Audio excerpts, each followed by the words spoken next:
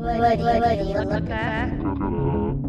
Would you look at that podcast?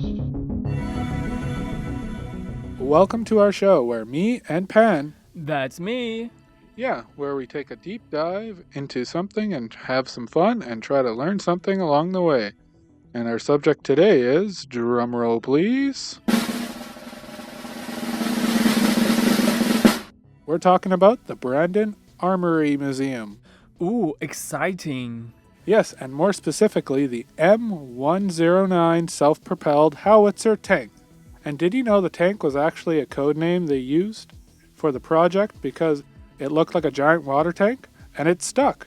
Really? Yeah, definitely better than the original name. I think they were going to call it the Land Ships. Ooh, come on. That's such a bad name. Be aware of the enemy land ships. If you think so. But here's the plan for today. We're going to give a little background on the Brandon Armory Museum, then dive into the technical details of the M109, what it looks like, feels like, and sound like. After that, we'll chat with an expert to answer some big questions. And to wrap up, we will look at how Canada uses artillery today and its role in conflicts around the world, including some scary modern realities. Sounds like a full agenda. Brandon Armory Museum is located in Brandon, Manitoba, inside a 3-story stone brick building with a rich history of its own. Built in the early 1900s, it originally served as an armory and military housing for unities like the Manitoba Dragoons and the 26th Artillery Regiment, to whom the museum is dedicated. It became a museum in 1989, preserving artifacts that offer a glimpse into Canada's military past. And its show-stopping certain piece, the M-109 Self Propelled Howitzer tank. Let's talk about the star of the show, the M109. This beast weighs 27 tons and can shoot a 98-pound projectile up to 18 kilometers away. That does not sound all that impressive. Oh, really? Well, let me help you. Picture a football field. Okay, pretty big. Now line up 196 of them in a row. That's how far this tank can shoot. Okay, that's wild. No wonder it has such a long career in the military. Exactly. And we're lucky enough today to have an expert here to answer all of our questions on the subject.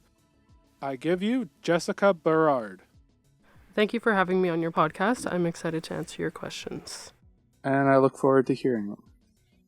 Now, my first question I have is, when did the M109 Self-Propelled Howitzer first get developed? Specifically, this tank first got developed in 1968. The first deliveries of the M109 tank took place at the Royal Canadian School of Artillery in the spring of 1968. It was the main artillery support for the U.S. Army as well as Canadian. Really, that's pretty interesting.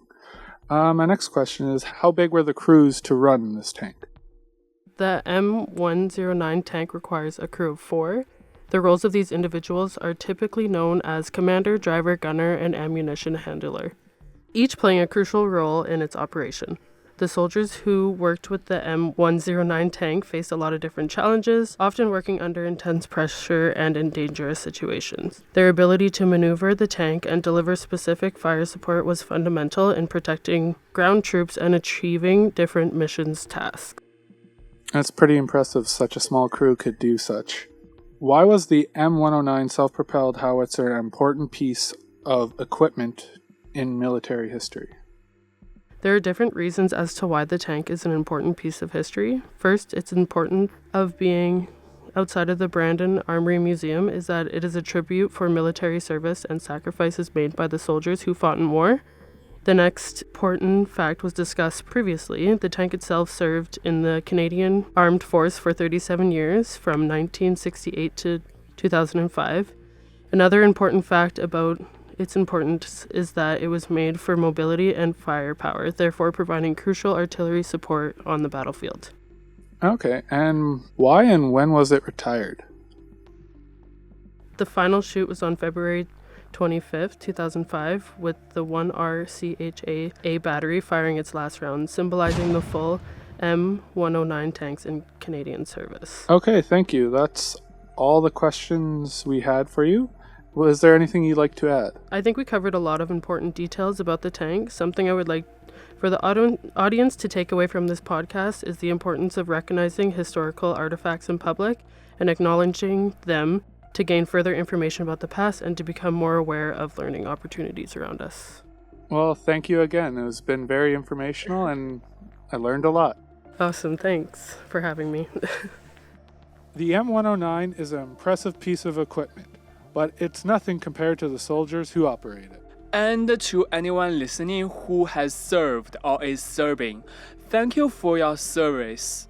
Yes, truly thank you, but unfortunately, artillery didn't retire like the M109 Self Propelled Howitzer did in 2005. It only got replaced by more shocking and powerful guns like the remote-controlled howitzer, 155mm, the K9 Thunder, and M1-299. Artillery is still in use worldwide. Today, it's a reminder of how technology like this continues to shape modern conflicts. And how, despite the advances, the human cost of conflict remains. And with that, it's time for us to bring it to an end. I hope you learned something. I know I have. Bye. Would You Look at That podcast is produced by the Center for Creative Media at Assiniboine College. Hosted by Quinzel Pan. And special thanks to Jessica Bayard and the BU students who helped research for this episode.